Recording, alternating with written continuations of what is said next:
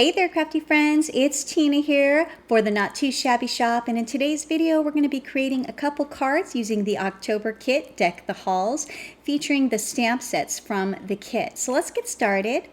I'm going to go ahead and stamp all the adorable little gingerbread men from the Gingerbread Kisses stamp set. I do like to emboss my images, so I'm going to go ahead and prep my paper using my anti-static tool.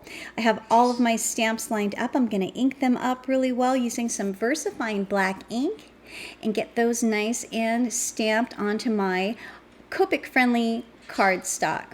I like to do a double stamp to make sure that I get my images nice and solid, and then I'm going to go ahead and grab my clear embossing powder. Once I have the powder on my images, I'll heat my heat tool nice and hot and get that melted. I love the way that that looks. You get those nice shiny lines and it adds some dimension. I'm going to go ahead and stamp this little cup and the sentiments. And then I'll have all the images that I'll need to create a couple cards. So now that the images are ready to be colored, I'm going to grab my Copic markers and I'm just going to color one of the gingerbread men. The dark color that I'm going to use is the E35, and I'm going to go around the gingerbread dark to light, and then I'll blend out with the E55. Once I have the E55 blended all around, I'll go ahead and I'll grab my E31. And then I decided that I needed one more color for my blend, and so I went with the E30. I do like to color my images twice, so once I get that first layer of color down, I'll go ahead and I'll repeat the same color progression in the same order, going from dark to light, using the E35, the E55, the E31, and then again the lightest color being the E30. And I love the way that that looks because the image pops in the middle because of the contrast of the dark to the light. And these little gingerbread are just so super cute, and I had a lot of fun coloring them. I was trying to decide which color combinations that I wanted to use for the embellishments, the candy canes and the candy and the scarves and the hat. And then I decided that I was going to go with the reds. And so for my red combo, I'm using the R59, blending out with the R46, the R27, and then the R24.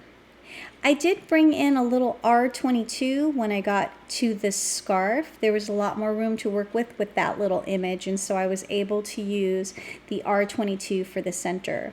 Now, because these little images are so tiny, I just decided to do one coat of color, and that seemed to be plenty. Now I'm adding some sparkle marker to my colored images. For the blues, I did use BG75, BG72, BG53, and BG01, and then the lightest color was the BG000. So now I'm just adding some embellishments with my white gel pen. I'm going to go ahead and color some snowflakes onto that adorable little mug.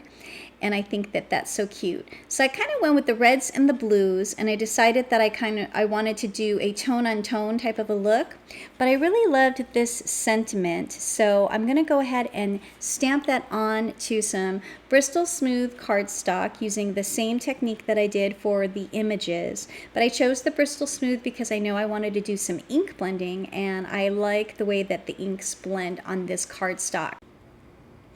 I went ahead and grabbed all the sizes of the snowflakes that come in the Merry Mugs stamp kit, and I'm just going to randomly stamp them all over the card using some Versamark.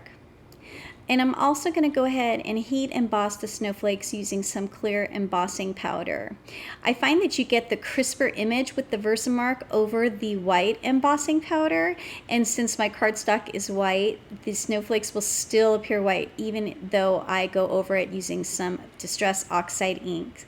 Going for the tone-on-tone, I'm going to use the Broken Glass and blend that very lightly on the bottom part of the Bristol Smooth card layer, and then I'll blend that out softly with the tumbled glass. I don't want it to be too dark. I really just want to add a little bit of color and have it fading towards the top. And once I have those two colors done, I'm going to go ahead and wipe the ink off of the snowflakes. And then I really like the way that that turned out. Because I colored with the red, I'm going to go ahead and do another panel using the red, the candy apple, and the worn lipstick. And I'm trying to not let it get too dark. So I'm just keeping the candied apple towards the bottom of the cardstock, and then I'm going to blend it out with the worn lipstick. So since I'm using the same brush, I'm just going to kind of rub off some of the color using the paper towel and clean up my area so that I don't mix the worn lipstick with the candied apple, because I really am trying to go with a lighter color.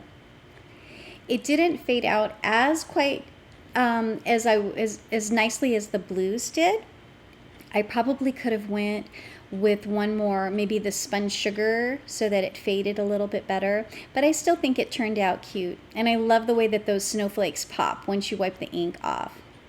Now that I have my two background layers stamped and ready to go, I'm going to go ahead and design the rest of my card.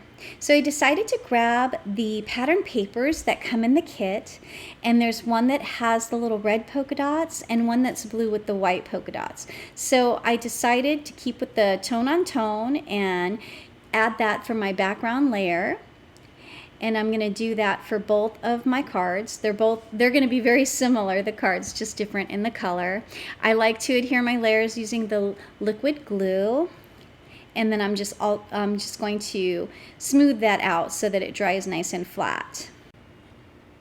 For the card base, I'm using a top folding A2 size note card, and I'm just going to go ahead and get those glued down to my card bases, and then now they're ready to add my stamped and colored images. I like to pop up my images using some double-sided adhesive foam tape for added dimension, and then now I'm just deciding the placement for the images.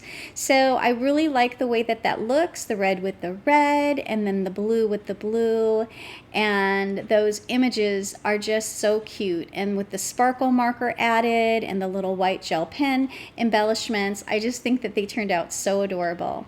There's the little stars, and I'm going to use the Copics to color those in to have a little pop of yellow on both of the cards.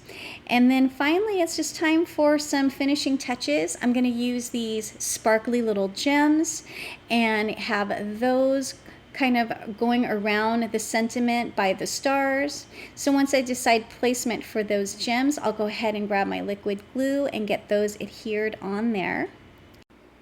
I really enjoyed crafting with this October kit, and I hope that you've had a chance to go check out these monthly kits, because they are so packed full of so much crafty goodness. And the November kit is so cute, you guys. Well, here are my two finished cards. I hope you like them. I think that they turned out so cute and they were so fun to make. I love all the texture from the embossing, and these images are just too cute for words. Thanks so much for stopping by the channel, you guys. I really hope you enjoyed this video. Please click on the links below to check out the Not Too Shabby shops, and I hope you guys have a fantastic day. Until next time, happy crafting. Bye for now.